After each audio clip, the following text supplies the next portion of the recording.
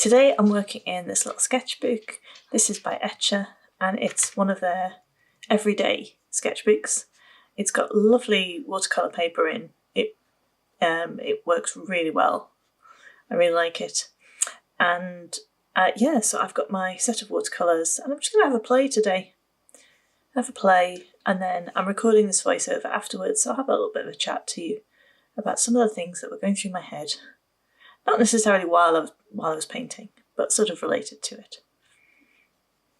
So I am playing with some of the colours that I put into my palette recently. A couple of these are new to me, and I made a video on that a couple of weeks ago, which you can find on my channel.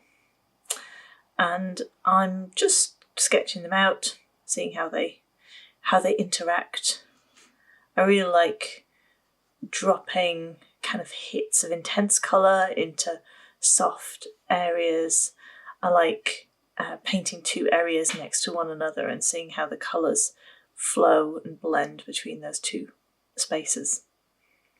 In fact, that's one of the things I really like about watercolour, is that you can create this really defined kind of sharp edges with your brush by painting areas of colour or water, and then just allowing the colour in those spaces to do whatever it wants to do, not trying to control it too much.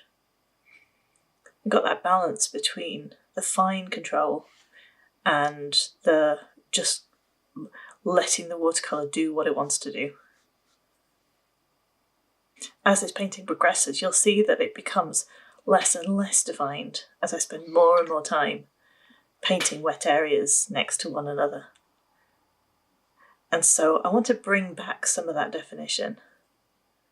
I find that a lot of my work is a balance, or is trying to find a balance between kind of a control and a disorder.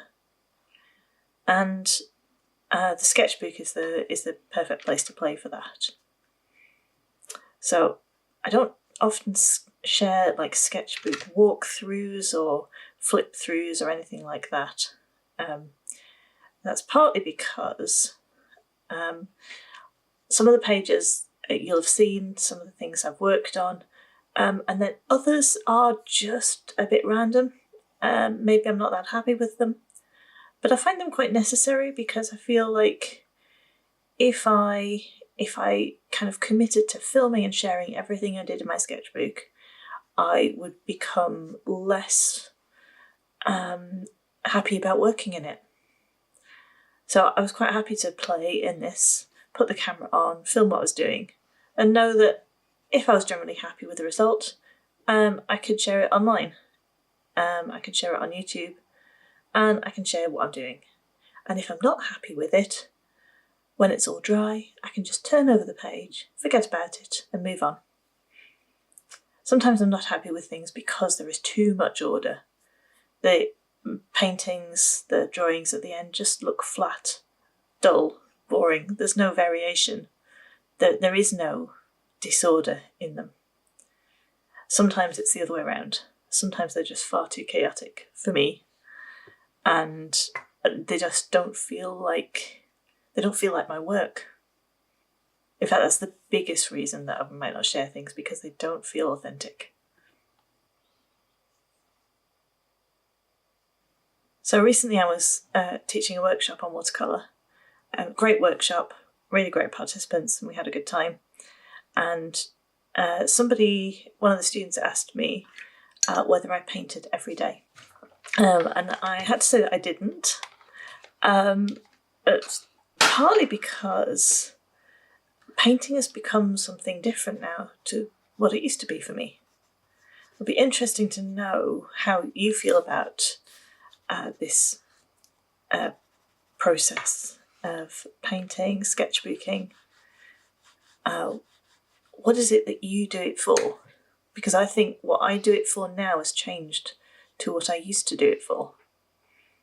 I used to keep sketchbooks all the time, with drawings, paintings, all sorts of things in, and they were all about the process of making them. So what happened afterwards didn't really matter so much. wasn't really very interested in sharing them. They were all just about the being in the moment. So yeah, after a while I did start sharing the process of what I've been doing, what I've been painting. It was because I wanted other people to experience that feeling of being in the moment, that feeling of being completely engrossed in something and being able to process thoughts and emotions through it in a way that you can't just do by sitting and thinking about something. So I wanted to be able to share that experience with other people. And so I started sharing the works that I created, just little doodles and sketches and that sort of thing. And it became quite formulaic after a while, and eventually it became about sharing the finished object, the finished painting, the finished drawing, whether that's exhibiting it, selling it, whether it's about creating a tutorial from it. And over time it's become less and less about the process of sitting and painting or drawing, and it's become more about the final piece.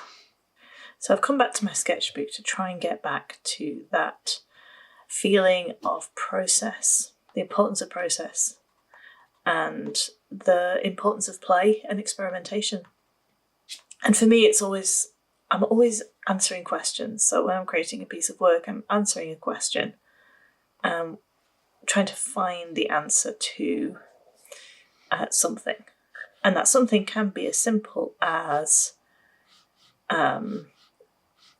what does this colour look like next to that colour? Sometimes it can be as simple as, how do I incorporate these new tools into my work? Sometimes it's a lot deeper than that. Sometimes in my work I'm exploring issues about justice, equality, environment. That you'll see that more with the printmaking that I do, which I tend to record less. And then the patterns that I paint, quite often the questions there are about how to construct them. I find it quite interesting deconstructing a pattern. And so for me, the questioning process is all about how to use simple tools to create complex patterns. For this one, I'm asking some questions about the tools I'm using, some Neocolours here, and some Posca pens. How do they work with watercolour? How do they work with one another? Are they different from when they're wet, from when they're dry?